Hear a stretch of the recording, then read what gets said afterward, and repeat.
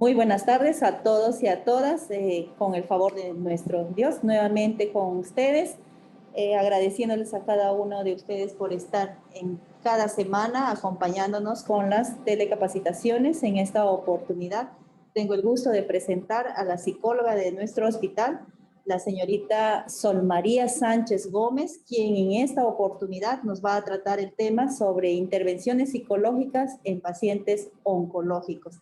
Realmente un tema bastante que tratar, bastante de tener cuidado, diría yo, estrategias de cómo afrontar momentos tan difíciles que podemos tener en nuestros pacientes.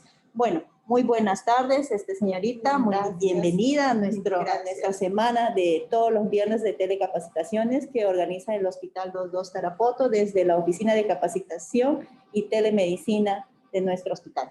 Bienvenida. Muchas gracias, licenciada. Muchas buenas tardes en primer lugar. Agradecer por esta invitación, esta capacitación para que vamos a realizar. Gracias a los participantes que se están conectando también. Y bueno, es un tema muy interesante, la verdad, ¿no? Es la intervención psicológica en pacientes oncológicos. Bueno, vamos a empezar, ¿sí? Con una introducción, ¿sí? ¿Qué hace el papel del psicólogo en un diagnóstico de cáncer? ¿No? El área de psicología es amplia, ¿no? Es amplia, en lo cual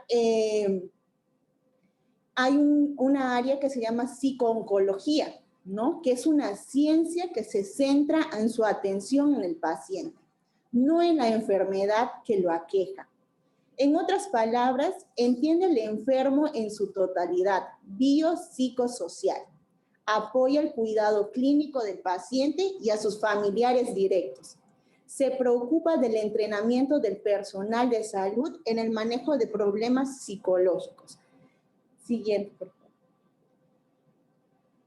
Se ve también que acompaña al paciente y a los familiares durante todo el proceso oncológico. El mayor objetivo es mejorar la calidad de vida del paciente asesorándolo o proporcionándole estrategias y recursos ante las dificultades que se vaya presentando. Como sabemos, el cáncer es un proceso largo, ¿no? Dentro de que va a haber quimioterapias y el psicólogo va a estar apoyando en el transcurso de todo este periodo, ¿no? Así también se trabaja desde la aceptación y búsqueda de alternativas, centrándonos en el apoyo emocional, manejo y disminución de emociones.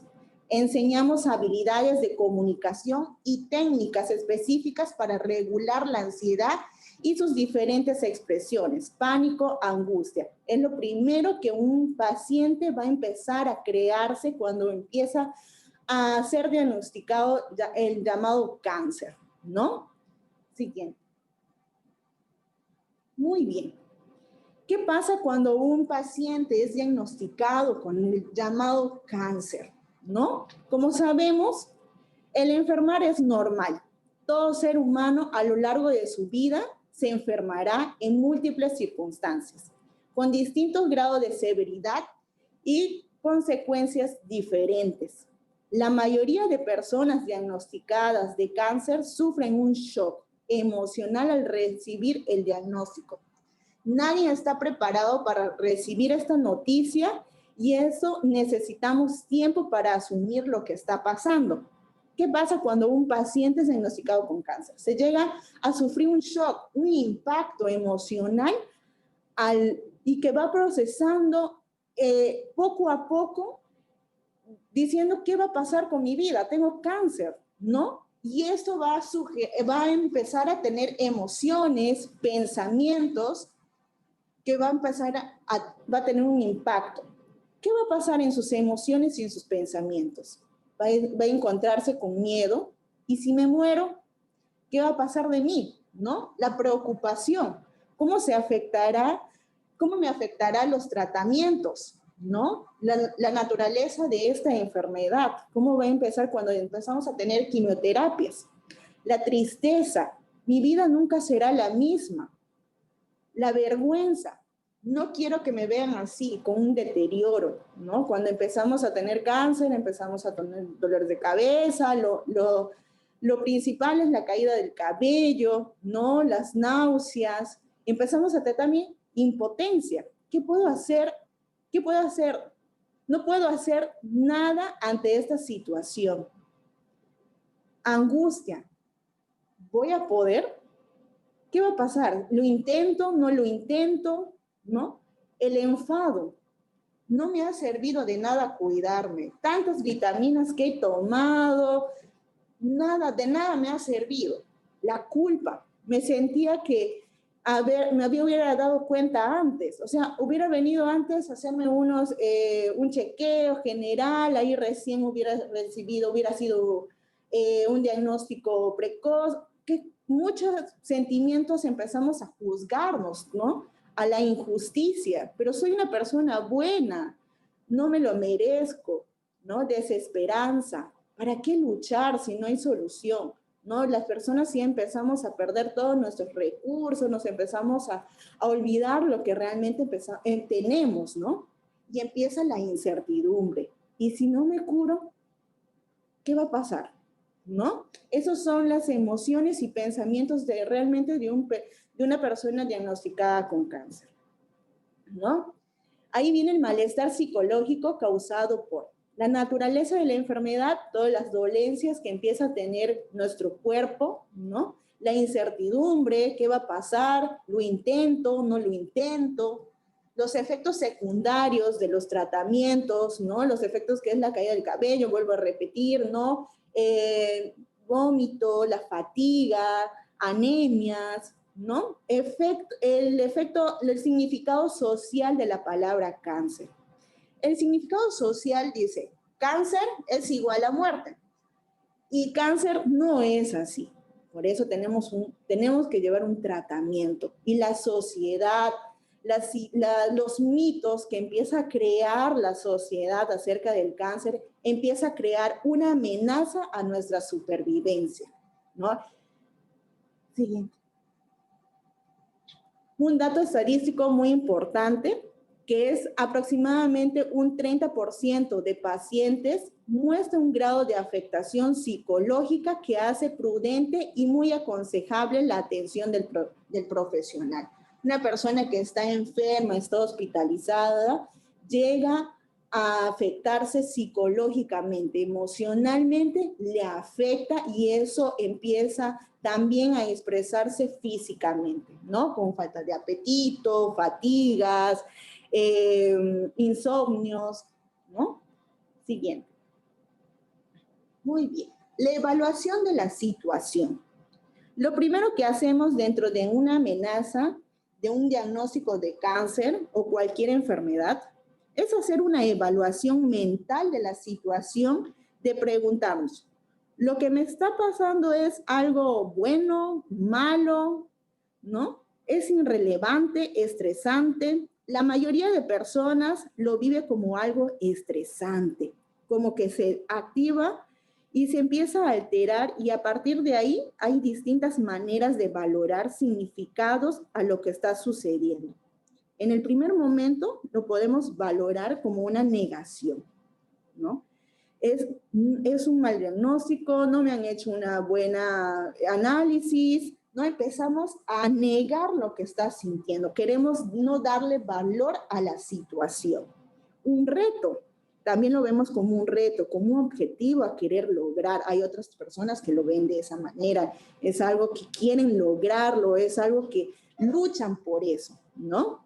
Otros lo ven como la pérdida de autonomía, de rutinas, de salud, ¿no? De su vida social, empiezan a decir, ya no voy a poder con esto, ¿no? Una amenaza, ¿no? Dejar todo, ya, esto ya es lo último que me ha sucedido, ¿no? Muchas personas evalúan la situación de esa manera, ¿no? Niegan, lo ven como un reto, una pérdida, una amenaza, ¿no? Entonces entran en una incertidumbre completa en esa situación. Pero también existen 4 fases de procesos emocional del paciente oncológico. En primer lugar, ¿qué es lo que pasa con un paciente oncológico? Llega con shock. Tiene el diagnóstico, shock. ¿no?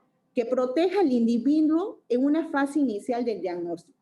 Funciona como un mecanismo de defensa ante la amenaza de un dolor psíquico sobre una pérdida, la pérdida de la salud, ¿no? Es el impacto que en ese instante sufre ese paciente, ¿no? Segundo, es la negación.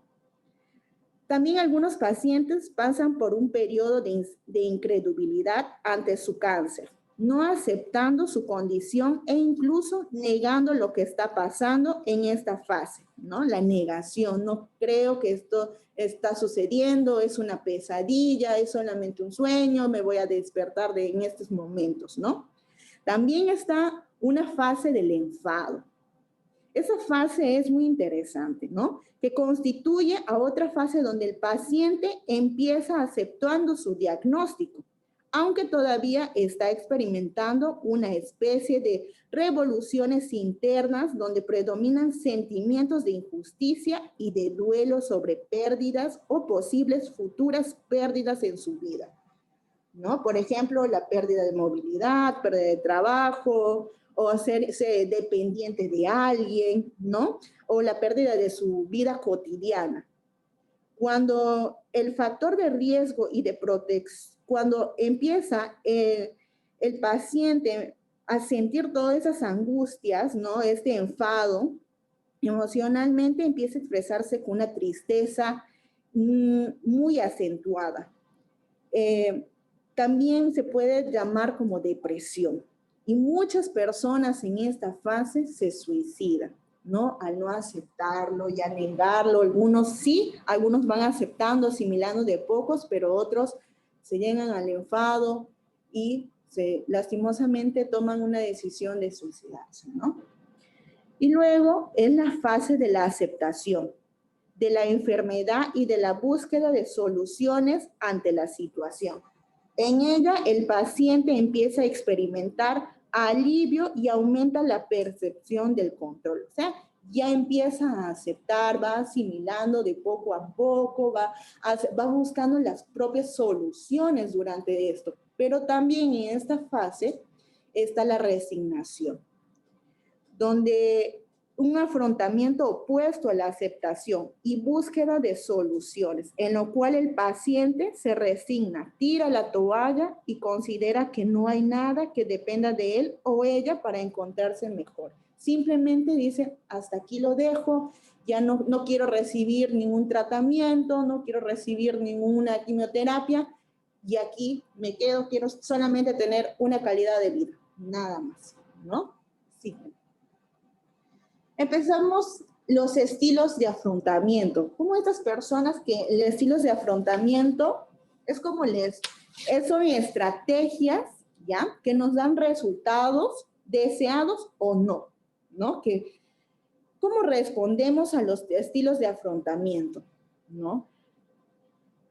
Mayormente se dan o como somos en nuestras características y personalidad, con nuestras vivencias previas. Normalmente tenemos una cierta manera de cómo afrontar problemas de manera similar.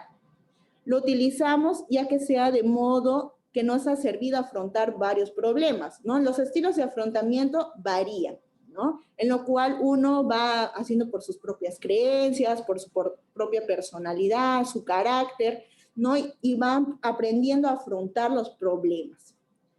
Pero acá tenemos la lucha, ¿no? Un estilo de afrontamiento que es la lucha, lo que ve, la dificultad, que la lucha es como la persona va a pelear, ¿no? Para conseguir y vencer este cáncer, ¿no? Va viendo ya los recursos que le va a dar esa estabilidad emocional para poder afrontarlo. También tenemos la evitación o negación. Algo que se debe evitar, ¿no? El paciente dice algo que se debe evitar a toda costa, ¿no? Están equivocados, están exagerando, no le quiere dar ese valor a ese diagnóstico que estamos teniendo, ¿no?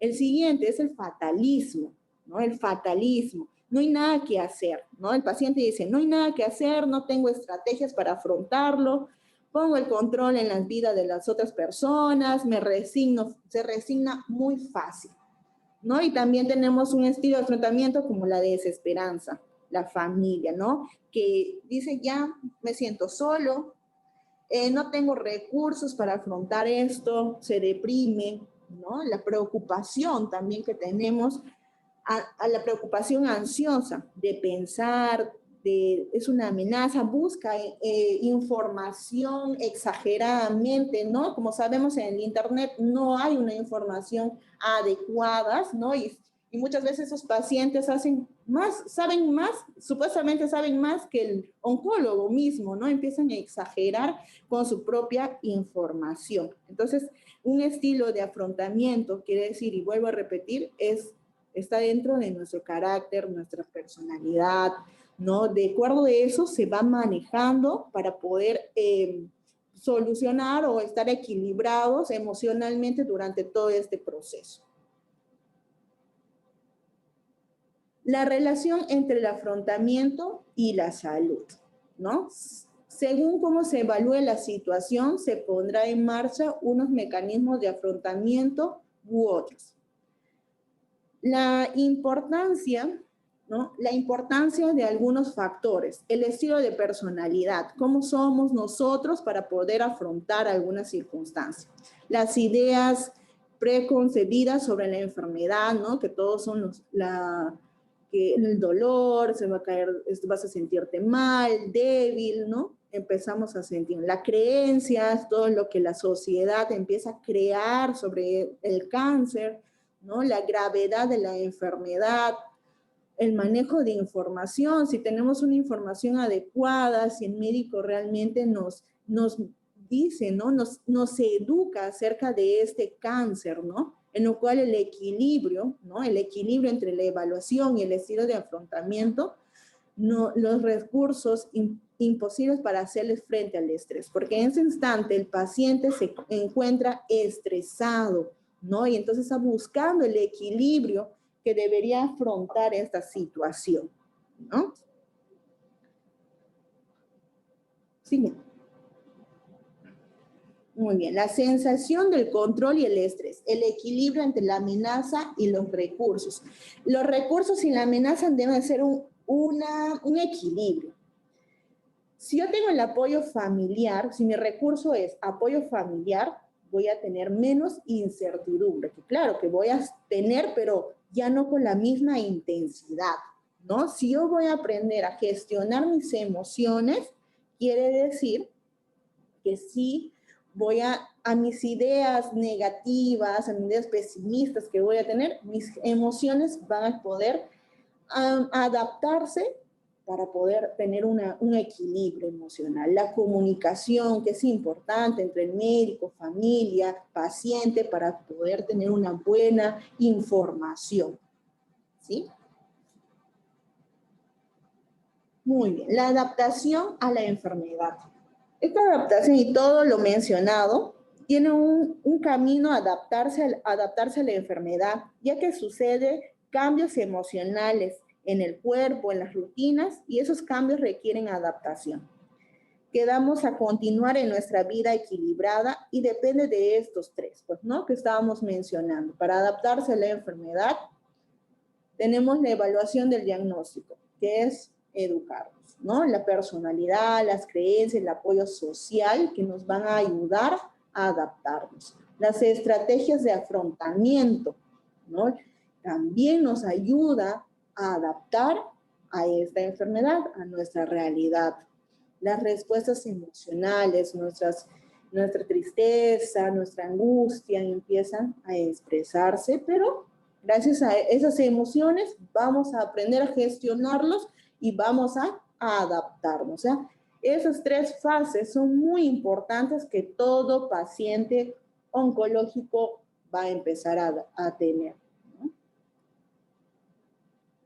Las estrategias de afrontamiento, que son muy interesantes, la verdad, para disminuir ese estrés, disminuir esa ansiedad, en primer lugar son actividades de recreación, ¿no? Para empezar. Lo siguiente es la psicoeducación, educarnos de cerca de esta enfermedad, ¿no? Porque muchas veces exageramos acerca de la información que nosotros tenemos. dar importancia el aquí y el ahora. Si vemos el futuro es algo incierto, es algo que no sabemos, varía, no sabemos si va a suceder, no va a suceder, ¿no? El pasado ya está, no se puede cambiar, pero lo que sí podemos tenerlo en cuenta es que la importancia del presente. El presente es que ahorita estoy acompañado de mi familia, el médico me está dando soluciones, me está explicando el proceso de este diagnóstico y esto es mi aquí y el ahora. También con ejercicios de meditación, la psicoterapia cognitiva conductual, ¿no? Hábitos saludables y conductas de autocuidado, ¿no? O sea, el deporte, la alimentación, la solución de problemas, de cómo vamos a aprender a solucionar todas estas estrategias, ¿no? De solución. Nuestra religión, estar con Dios, nuestras creencias, estar en esos grupos de apoyo también es importante, ¿no? Dios siempre va a acompañarnos en estos momentos, por eso es importante también la religión, las creencias de esta persona, ¿no? La presencia de la familia, que es la base principal en este proceso. Sí. ¿Cómo va a afrontar el afrontamiento? ¿No? Durante el tratamiento es importante la comunicación constante entre el equipo médico, paciente y familiares, así como el promover estrategias de afrontamientos activos que presenta un proceso mediador dirigido a mejorar el bienestar emocional, ¿no? Que es importante que es un equipo, ¿no? Todo esto es un equipo, donde todos van a encontrar el bienestar de este paciente, ¿no? Y no solamente del paciente, también de la familia, ¿no? Las emociones que experimentan los pacientes oncológicos dependen no solo del diagnóstico, sino también de los tratamientos. Sus efectos secundarios repercuten en la calidad de vida del paciente y el de la familia. Para ello es fundamental fomentar el estilo de afrontamiento basado al autocuidado, ¿no? De cómo la familia también, y es importante durante este afrontamiento, ¿no? Y ahí está el rol de la familia, que es la misma fase, ¿no? Que puede experimentar los familiares y el entorno más cercano del paciente. Las relaciones familiares más habituales, ¿no? Son la protección hacia el enfermo, la rabia, la impotencia ante su enfermedad, va experimentando muchas veces la culpa, el miedo, también un duelo anticipado, ¿no? Va empezando a tener, la familia también reacciona como un paciente, ¿no? Como el paciente está enojado, esto también es algo, no es real lo que está sucediendo, mi familiar, ¿no? Empezamos a negarlo también, ¿no? Y el reto de la familia será mantenerse unida y enfrentar la enfermedad de forma conjunta. Si no está la familia, si no tenemos a un familiar al lado, no tenemos a alguien que nos esté acompañando durante ese proceso que duele, es difícil, ¿no? No vamos a salir, nos vamos a deprimir fácilmente, ¿no? Por eso es siempre importante la familia. En conclusión, ¿no? El diagnóstico de cáncer sufre una ruptura de su vida cotidiana y es una amenaza, ¿no? Sufren. La evaluación de la situación y el estilo de afrontamiento va a influir en la sensación de control y la adaptación de los cambios, ¿no? Un estrés elevado disminuye al sistema inmune y la dificultad de la recuperación y seguimiento de los tratamientos. Contar con una red de recursos personales y sociales amplía y contribuye a una adaptación de cambios, ¿no? Como estábamos diciendo, el paciente va a sufrir un shock, un estrés, va a estar estresado, ¿no? Va a empezar a evaluar, a buscar sus recursos para poder afrontar durante todo este tiempo, ¿no? Y vamos a empezar a tener nuestros amigos, la familia, las personas que nos apoyen durante todo este proceso, ¿no? Así que, bueno, para terminar, terminamos con esta frase que lo vi muy interesante, ¿no? Dice, no podemos elegir lo que nos pasa, pero sí la forma en la que queremos vivirlo. Depende de uno, ¿no? Si uno quiere tirar la toalla, va a haber muchas consecuencias. Pero si queremos buscar la forma de cómo vivirlo, de salir de esto, vamos a afrontarlo y vamos a salir muy bien. ¿Sí? Muchas gracias. Bien, muchísimas gracias, psicóloga, interesante el tema. Realmente el apoyo familiar, qué tan importante es, ¿no? Y también comprender las diferentes etapas que realmente atraviesa la persona una vez diagnosticada, o en todo caso, en muchos de ellos a veces hay un presentimiento que tienen alguna enfermedad, ¿no? Y a veces no llegan a nuestro establecimiento, pero sin embargo, una vez que la familia o uno de los integrantes de nuestra familia haya recibido ya un diagnóstico en donde es difícil, pues habrá que comprender, es tan importante el apoyo familiar para que podamos apoyar a la persona que lo requiera, ¿no? Bueno, no sé si ustedes tuvieran alguna pregunta, por favor, podrían hacernos llegar, ya sea por el chat, Face o Zoom, si alguien quisiera participar.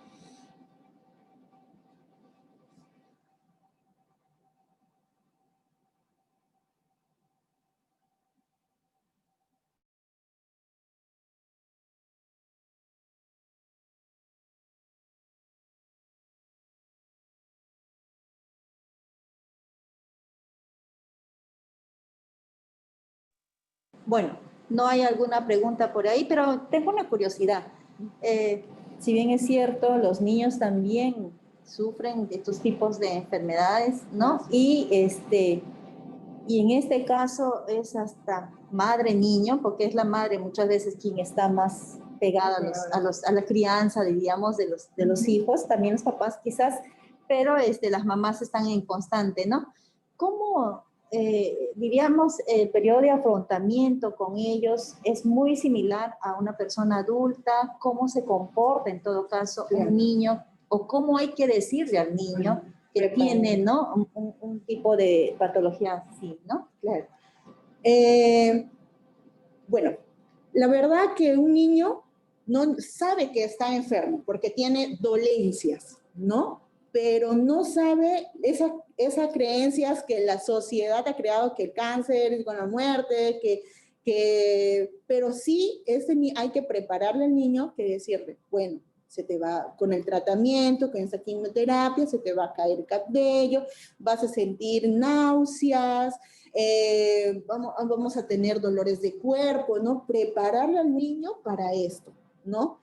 Y a la mamá que está durante todo este afrontamiento, durante todo este proceso, la mamá también se siente angustiada, tiene enojos, tiene todos los, como diríamos, ¿no? La mamá diría, yo quisiera estar en esa cama en vez de mi hijo, ¿no? Entonces también se siente frustrada durante todo ese tiempo, pero se trabaja para poder afrontarlo juntos, ¿no? La familia, la mamá, el niño, ¿no? Para que puedan salir de esto. Muy bien, gracias. Acá tenemos una pregunta de la señorita Gladys. Dice, buenas tardes, quisiera hacer una pregunta. ¿Qué hacer cuando un paciente no acepta el tratamiento? Ya. Bueno, como psicólogos, nosotros damos la educación, ¿no? Le vamos a educar diciendo cómo va a ser este proceso, cómo se va a sentir, ¿no? Pero nosotros no podemos obligar al paciente que tome las terapias, ¿no? El tratamiento. Si el paciente no quiere, se niega durante todo este tiempo, no podemos obligarlo, pero sí darle todas las herramientas para que este paciente pueda aceptarlo, llegar a un proceso de aceptación poco a poco, ¿no? Muy bien. Acá tenemos una pregunta de Rayana Reategui. Nos pregunta, ¿en pacientes oncológicos puede haber una depresión silenciosa y cómo conocerlo estos tipos de pacientes? Claro que sí, hay una depresión, hay una tristeza, pues como estamos negando toda esa situación, nos cuesta aceptarlo, entonces sí hay una depresión, dentro está el enfado, pues, ¿no? Que obviamente es una de las fases, es el enfado, y muchos de estos pacientes, pues, estar en la depresión, se llegan a suicidar, muchos de ellos, ¿no? Pero, ¿cómo podemos conocer estos tipos de pacientes? El desgano, se aíslan de nosotros, empiezan a hablar bastante de la muerte, ¿no? Entonces, eso es uno de los síntomas que podrían tener una persona que está sufriendo depresión dentro de ser diagnosticada con cáncer. Muy bien, tenemos una consulta de la señorita Luz Elena, levantaba la mano, quiere hacer una consulta. Le vamos a activar su micrófono. Señorita Luz Elena.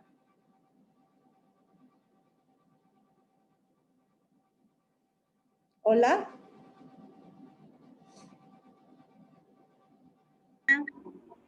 Hola, señorita Luz Elena, buenas tardes. Le escuchamos.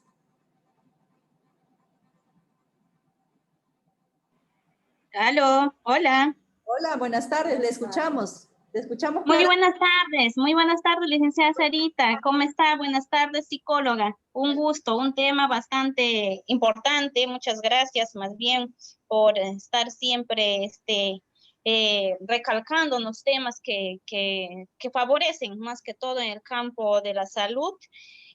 Mi pregunta va a la siguiente. En este caso, paciente diagnosticado oncológicamente, independientemente de cualquier tipo de cáncer, digamos, en mujeres, ¿no? Podríamos ser los más comunes de mama. ¿Alguna actividad física o alguna distracción que podría ser recomendado en ese tipo de paciente, aún así evitando de repente un poco o aminorando el estrés o la depresión, digamos? Claro, como decimos y escuchamos bastante que el baile es muy bueno para esto, ¿no?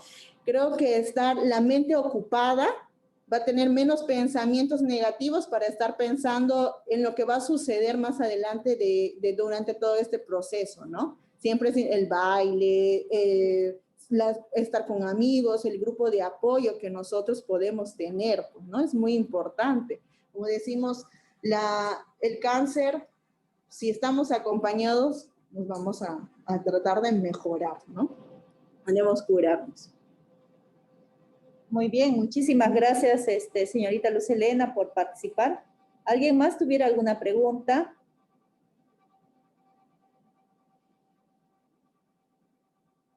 ¿No?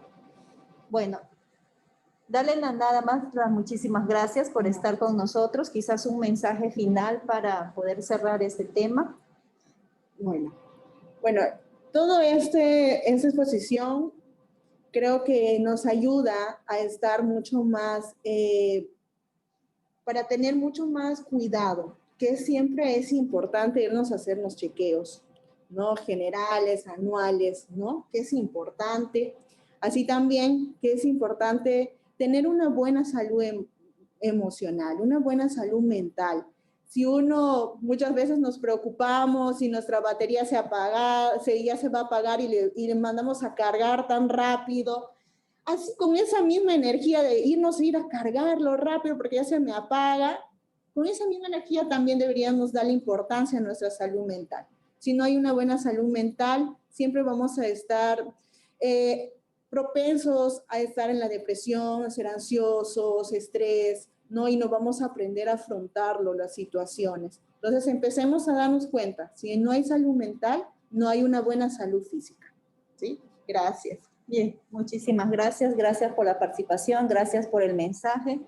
Bueno, en vista de que no hay más preguntas, entonces nos estamos despidiendo sin antes agradecer a la Oficina de Capacitación, Telesalud, a Informática y Comunicación también, y a todo el equipo que tenemos del Hospital 22 Tarapoto, que hace pues de que tengamos todos los viernes las actividades académicas.